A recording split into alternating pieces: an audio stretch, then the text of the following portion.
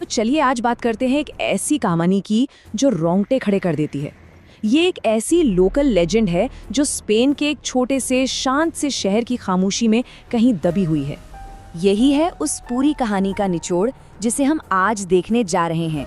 एक ऐसी कहानी जो किसी लोक कथा और एक भयानक हकीकत के बीच की जो लाइन है ना, उसे पूरी तरह से धुंधला कर देती है।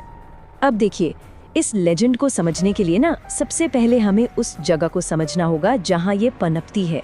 वो जगह है स्पेन का एक छोटा सा तटीय शहर सालो लुसिया। दिन के उजाले में ये शहर किसी पोस्टकार्ड की तस्वीर जैसा लगता है, एकदम खूबसूरत। लेकिन जैसे ही सूरज ढलता है, हवा में एक अजीब सा अनजाना सा डर घुल जाता है और वहाँ के लोग जानते हैं कि अब दरवाजे बंद कर लेने में ही भलाई है।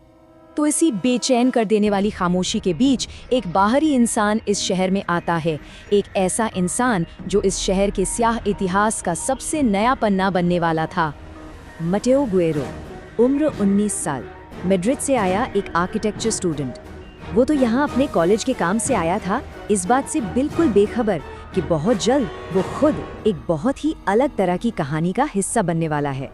कब्रिस्तान में घूमते हुए उसे एक अजीब चीज दिखती है, एक टूटी फूटी शादी की मेहराब जिस पर फूल भी सूख चुके हैं। और वो एक ऐसी जगह खड़ी थी जहाँ की मिट्टी बाकी जगह से ज्यादा काली थी। उसने ये देखा पर ज्यादा ध्यान नहीं दिया, और यही छोटी सी चीज उसकी सबसे बड़ी, बल्कि कहें तो जानलेवा भूल साबित होने वाली थी। और उसी रात शहर का वो डरावना राज धीरे धीरे मेटियों के सामने परत दर परत खुलने लगता है। शुरुआत बहुत ही मामूली थी। मतलब पहले तो बस खिड़की के बाहर से किसी के कपड़े के सरसराने की हल्की सी आवाज आई, फिर एक सफेद गाउन में एक परछाई दिखी और पलक झपकते ही गायब। बस इतना ही कि कोई भी सोचे कि शायद ये उसका वहम था। अगली रात को ये आहटें और पास आ गईं, और इस बार जब उसने नीचे गली में देखा तो ताजे गीले पैरों के निशान थे जो उसके गेस्ट हाउस से शुरू होकर सीधे कब्रिस्तान की तरफ जा रहे थे।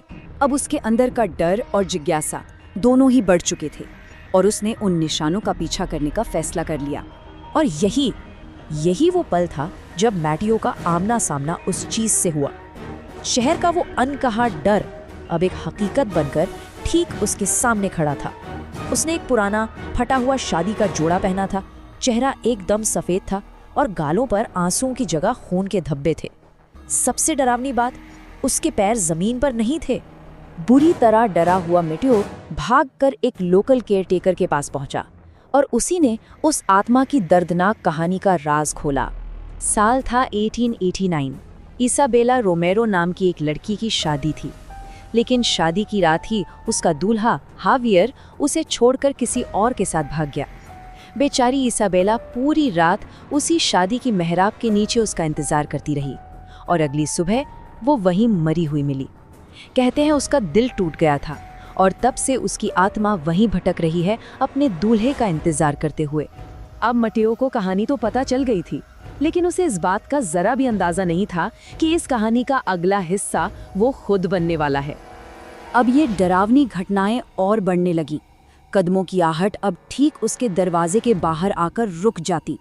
कमरे में गीली मिट्टी और सड़ते फूलों की अजीब सी महक आने लगती, और फिर दरवाजे का हैंडल धीरे धीरे घूमने लगता। वो आत्मा अब सिर्फ कब्रिस्तान में नहीं थी, वो उसके घर तक पहुंच चुकी थी। तभी एक स्थानीय पादरी ने मैटियो से एक बहुत ही जरूरी सवाल पूछा, एक ऐसा सवाल जिसने इस पूरे रहस्य से पर्दा उठा दिया। उन्होंने पूछा, जब तुम पहली बार कब्रिस्तान गए थे तो क्या वहां से कोई चीज अपने साथ लेकर आए थे? और फिर उसे याद आया कि उसने उस टूटी हुई मेहराब से कुछ सूखे फूल एक यादगार के तौर पर उठा लिए थे। असल में उन फूलों को उठाकर मेटियो ने जाने अनजाने में उस इंतजार करती आत्मा को एक सिग्नल दे दिया था कि देखो, तुम्हारा दूल्हा वो वापस आ गया है। पादरी ने उसे फौरन चेतावनी दी, तुरंत सालो लूसिया छोड़ दो, वो तुम्हें अपना दूल्हा समझ बैठी है और वो तुम्हें कभी नहीं जाने देगी। अब भागने के अलावा कोई रास्ता नहीं था, लेकिन शायद अब बहुत देर हो चुकी थी।